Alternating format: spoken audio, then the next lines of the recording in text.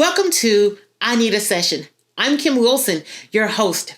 Thank you for joining me. If this is your first time, this show is all about self-empowerment. I created a safe space for people to share their stories. I personally believe that every human being has a story that is connected to the healing of another human being. It is my vision that someone will hear a story from a guest or a performer and be inspired to do more and be more. I am doing this show without permission and apology, and I want you to do the same. If you have a dream or a project that you want to do, just start. You don't need permission, and don't apologize for wanting to do more or be more. Well, tonight we have a wonderful show lined up for you once again. My special guest is State Representative Kirk Hatcher. But first, leading us off is musician James P.J. Spraggins. He is a powerhouse. Now, I use the stamp powerhouse and amazing whenever I observe somebody operating in excellence. He is a producer, a composer, a drummer. I witnessed him live about 2 weeks ago. And when I tell you he does not disappoint, the passion that he has for his music, I think he can play for 5 hours straight. That's how passionate, and he delivers with everything he has. I just absolutely enjoyed every single note that was delivered. Starting us off tonight, James P.J. Spraggins. Enjoy.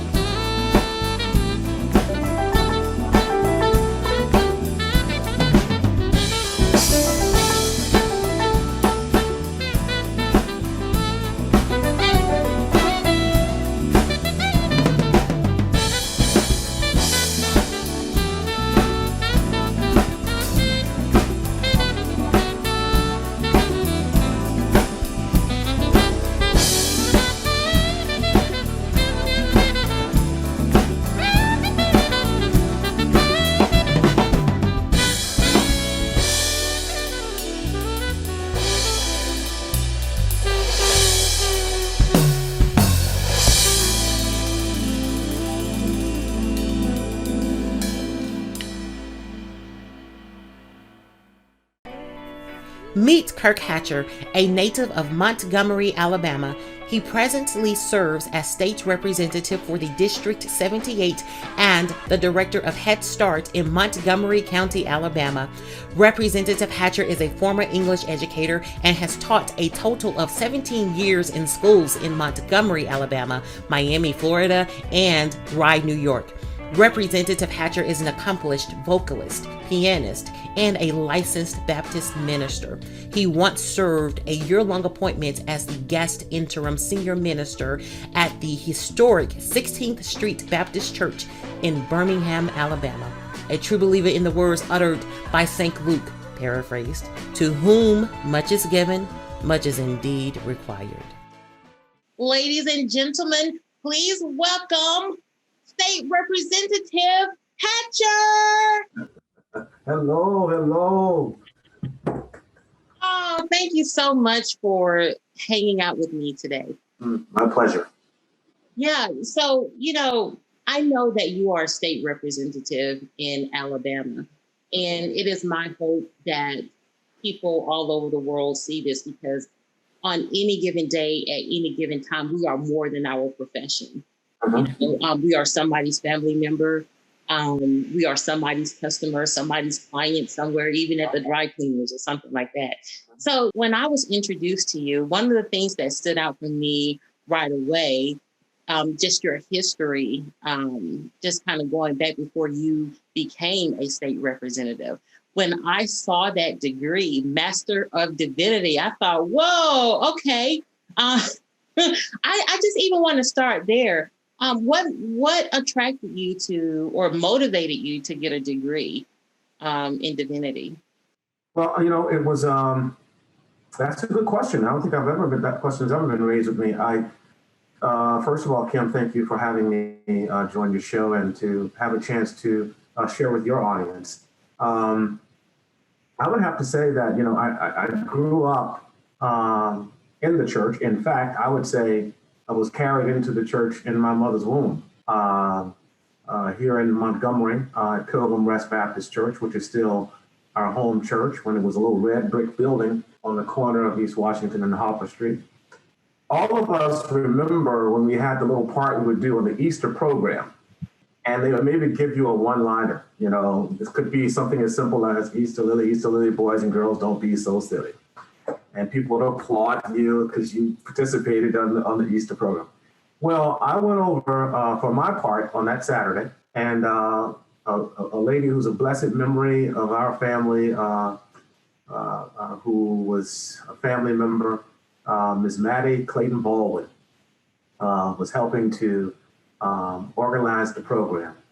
And it turns out she and a couple of others discovered that I could sing. Oh.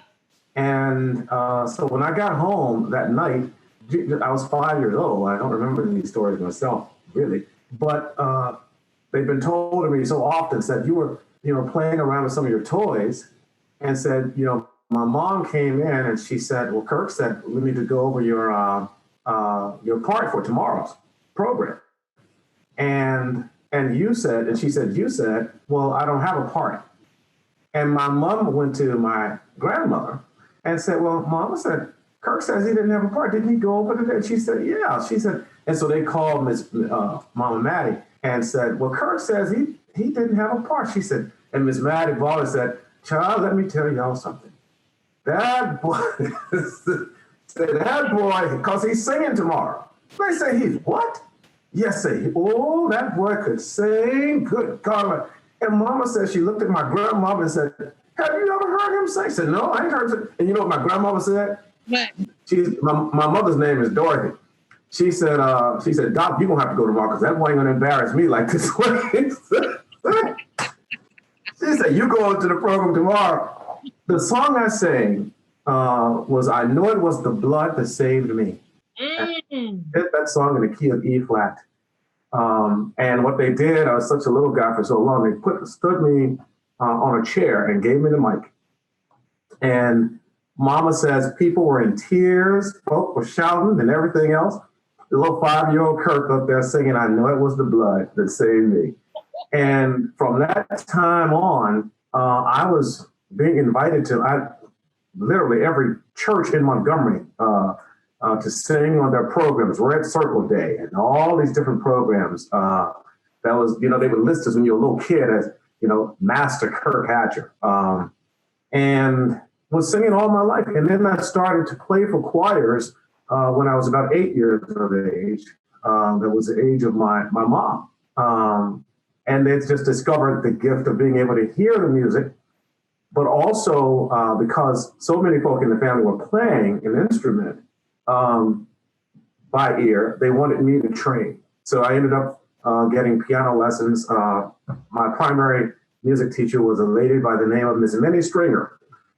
And there it is, and I think a part of what happened with the MDiv, which was my trajectory from undergraduate school, where I was an English and political science major, was going directly to law school.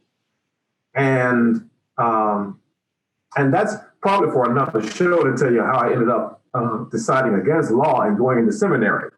But it had a lot to do with the fact that I saw what was happening when I was working in the legal profession.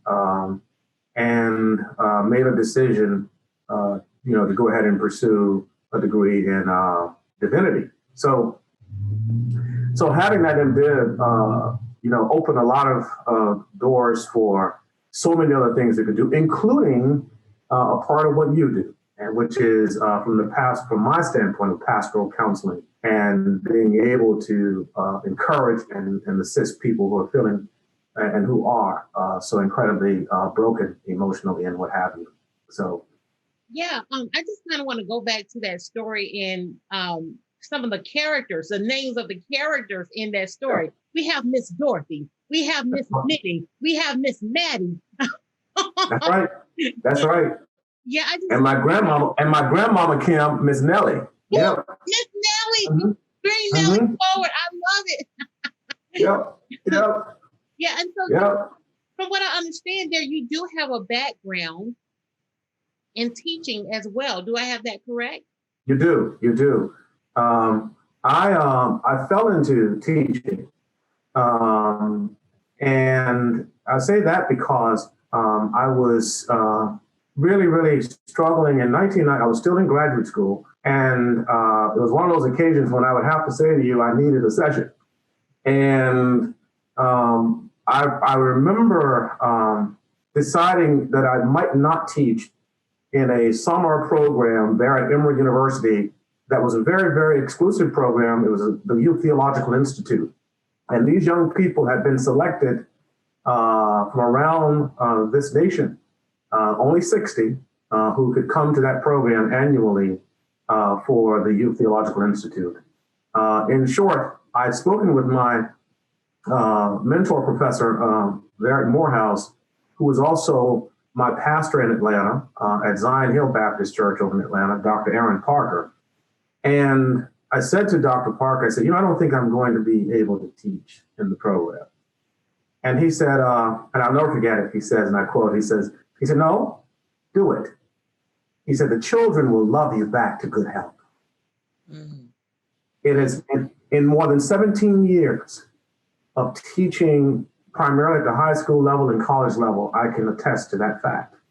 And Kim, every single day, and I have taught here in Montgomery, Atlanta, Miami, and finally my last appointment was in New York. And I can tell, and Connecticut. And I can tell you that of all of those babies, and I call them my kids, and I hear from my children every single day, and I'm talking from around the country every single day, whether it's a text message or a call or something. But yes, I did. I taught primarily English, 11th grade English, and I also taught at the college level intro to freshman composition. Wow, I heard a couple of things inside of that story, and I don't want people to miss this. One of the things that stood out for me, I think I heard the word mentor professor. Did you say my mentor professor? Yes, absolutely. Yeah, and just being able to call somebody, to have somebody to be a point of reference. For the people who are listening and looking, I highly recommend keep a mentor in your pocket, because sometimes you just have, that's part of your support system. And I feel like anytime we have a support system, we can do anything in this world. And whenever we talk about something, we move those feelings through us so they don't get stuck inside of us.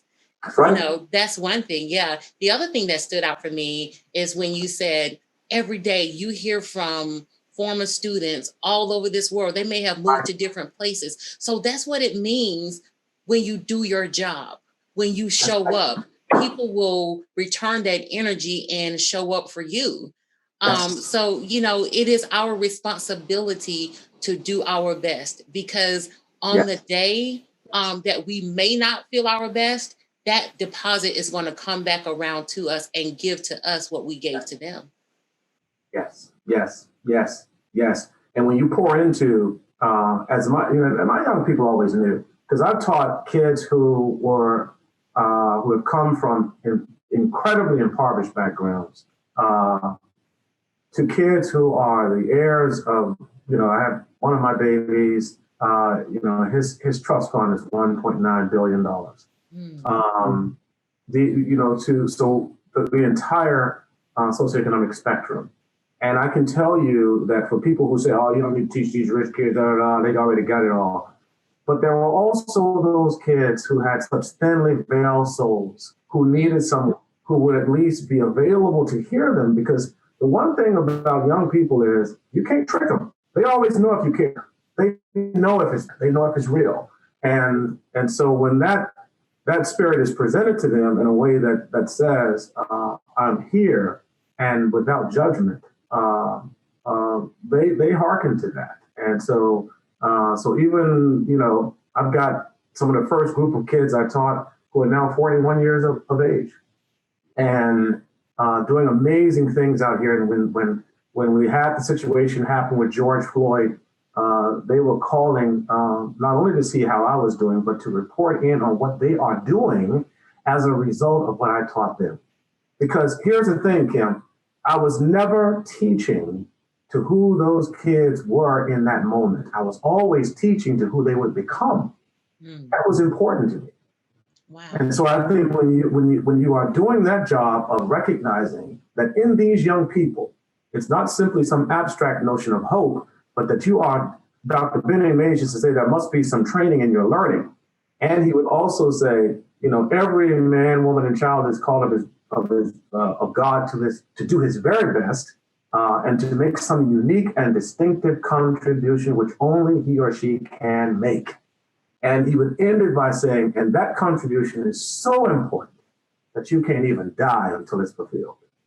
And so I think, for these young people who recognize the purposeful aspect of our continued existence on this earth in the midst of these dark and brooding moments, calls them to action. And thank God, I hopefully played some part in offering some wee tools that they might be able to help to negotiate this way. That's a blessing. Well, what stood out for me, I can tell you right now, one of the tools you gave them was language, because now, see, I heard that thinly veiled souls, the way you phrase that. See, now this is my English major. I'm not going to let you get away with that. Yeah, see, you see what he did? Thinly veiled souls. Go ahead, put it together, my wordsmith.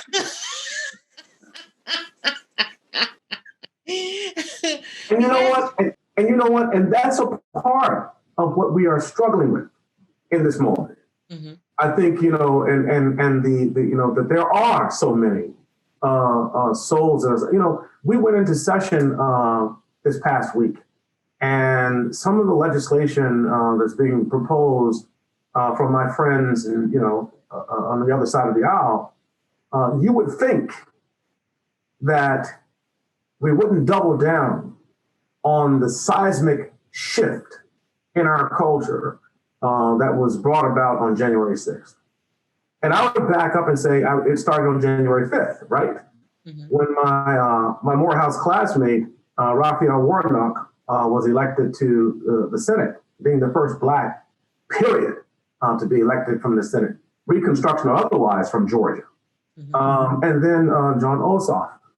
But that was a seismic shift where we saw a new emerging America, a Georgia that's now that's blue for the most part. Stacey Abrams, the sister leading the way, my Spelman sister. And so then on the 6th, with this insurrection that occurred, we are seeing, a people who, for the most part, with thinly veiled souls, folk who would claim to know and love, our Lord Jesus. But, like Dr. Gardner Taylor would say, he said, look, don't run around here peddling this understanding or lack of understanding about who Jesus is, the radical Jesus who did not have a goat mentality, but a tiger's mentality.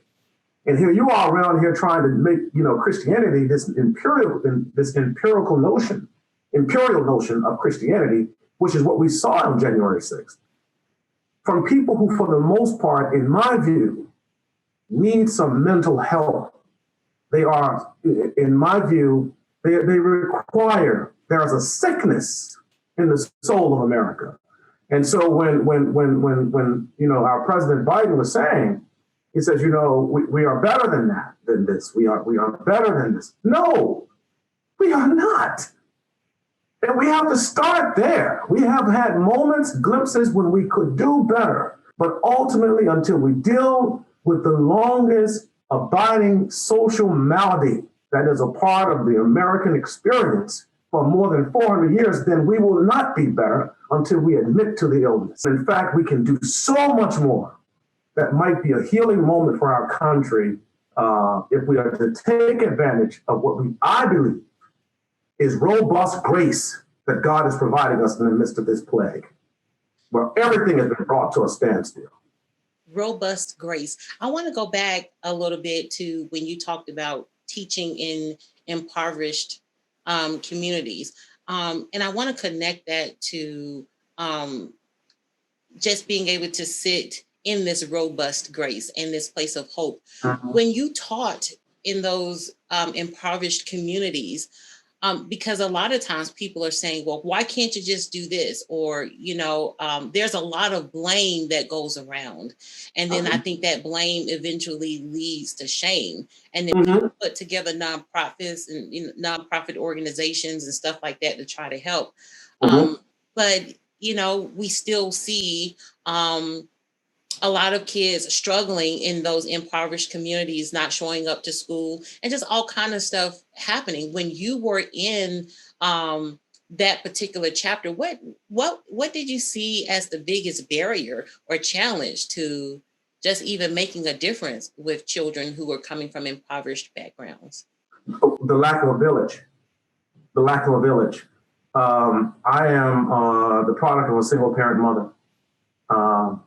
Dorothy she wouldn't know how to bail me out of jail because she's never had to. There are so many examples of things that I could say, and this is not an attempt to brag about anything or in that way. It's just, I am, however, bragging about how Mama was bringing me up in the community and was intentional, very intentional about the village nurturing her, as she would say, man-child. And a part of what, those ladies, all of them, mostly, because the men in the community where I was growing up in the Brookview Shorten Heights community were all working. They were mostly blue-collar workers. And they were working a lot of hours before people had 2 and 3 jobs. And so the women, from Mama to Miss Tilly, Miss Essie, Miss Dot, Miss Charlie Mae, Miss Rebecca, Miss Carolyn, Miss Natty, Miss Georgia May, Miss Beverly, all those folk, Miss Jerry Daniel, all of them were nurturing and bringing me up. And so a part of it, a lot of it speaks to the village, Kim, because, we didn't have a lot, but we didn't even know we didn't, because they were always exposing us to the richness of what it meant to have what I just mentioned a moment ago, a soul that was whole. And what I sought to do in the school setting, teaching English provides you, that discipline provides you with an opportunity to teach across that curriculum. And what I would do is utilize music, right? In order to help them to understand that long before you had so many of our rappers out here, we had Langston Hughes doing his rap. Landlord, my roof has sprung a leak, told me you'd fix it way last week. Ballad of the Landlord. And I would take, the teaching of the great Gatsby and would show them how I learned these incredible jazz moves on piano from my grandmother. And then what I would do on Fridays, I would have what was called Coffee House. And I would display their musical talents or spoken word abilities. And each of them would bring a little potluck and somebody would bring an acoustic guitar and play. And so a part of it was to help them to have more buy-in for their educational experience, that they needed to have a chance to be a part of that, to own their own educational moments. And so that was my attempt to bring a portion of the village into the classroom space. So I just want to make sure we don't miss these nuggets that has been given out during this session. One, it takes a village. Yes. So if there's a teacher watching, if there's a single mother or a single father, or even a grandmother who is raising children, reach out and locate that support system, that village, because it's going to take that to push our young souls into success. Yes. Secondly, mentorship that's connected to your support system. Thirdly, instead of a thinly veiled soul, we want a soul that's whole. Yes. And I think you set us up for a really great segue. We can talk all day. I love how you said you used music. And that's one of the components of this show, because I think music is a universal language. You can go to another country and you may not speak the language of the other people, but it's something about when those instruments get going or those melodies are flowing, we start clapping. And so, and I say all the time, at any given moment, we're more than just one thing. Yes. And so I see that I see the keyboard in your background. And then I heard, I know you got some pipes. I want you to, I want to know what you're going to put together for us. But before we do that, what do you have anything special coming up? And if people want to learn more about you, your cause, what you're doing, is there a specific website or something like that you would like for them to visit? Wow. I'm so terrible at self-promotion, Kim. I really am. I have none of that on me. But I do know, of course, I am in the general election for the Senate seat, District 26. And of course, would love people to come out and support us. That's March 2nd. But more importantly, the work we're doing right now in the House, I would love for your audience to pay attention to what's happening there. Because I think there are some very important things that are going on. And unfortunately, in the midst of this COVID crisis, there's not nearly as much transparency as we would like. What I would share with you, just from a musical standpoint, and since it's Black History Month, I would share something about one of the songs that's done so often in our tradition.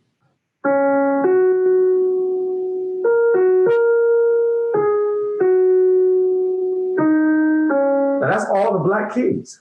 That's just those 5 black keys in the pentatonic, that scale. And people know that, John Newton, who wrote Amazing Grace, but it was said that he put his words to an old West African scale, which was a slave scale, that tune, and created what people, I understand, saying 10 million times almost a day across the world, Amazing Grace. And you can take any of the 5 keys in the black keys and play any spiritual in these keys. Every time I feel this, any of them are there. But this is one that I would play for your audience that I just personally love a lot. And it's Sweet, Sweet Spirit. So I'll just do one line of it, if that's okay. There's a sweet, sweet spirit in this place, and I know that it's the Spirit of the Lord. There are sweet expressions on each face,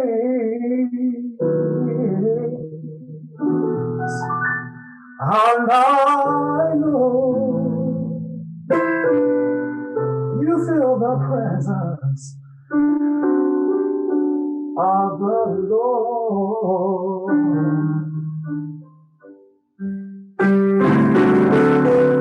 Sweet Holy Spirit,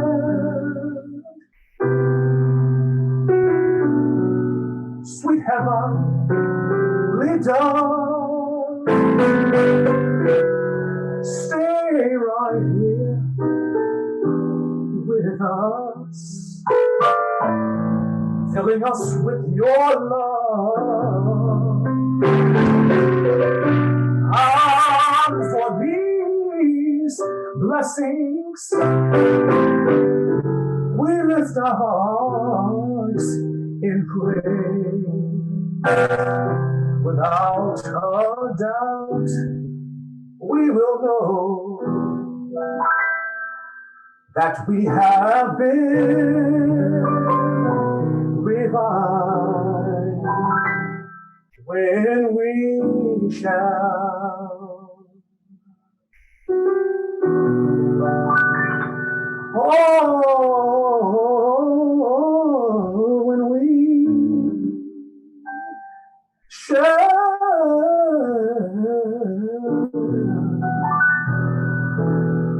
When we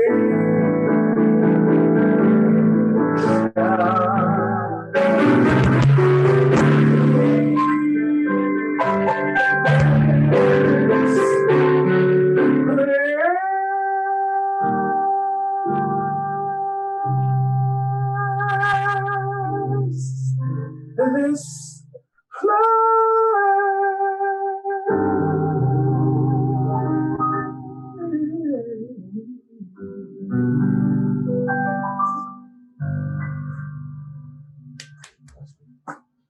Oh, wow. Way to end the show with robust grace. Oh, my goodness. I'm telling you all, he did not know this, but this was one of my favorite songs as a child. The pastor's daughter was the only person that will sing this song. And yes, and I know when my mother hears this, she's just that, gosh. Bless you. Bless you. Yeah, that's it. Thank you so much for joining me. It's been a pleasure. I'll let you have the last word if you want to end with a quote or whatever you want to say. I do believe that God is absolutely speaking to us. And I do know that all of us are aware of the fact that the Old Testament alone is riddled, just laced with all kinds of stories of pestilence and plagues. But either in the midst of it, or certainly in the immediate aftermath, there's always a course correction. And the question for us is, what will ours be? What will ours be?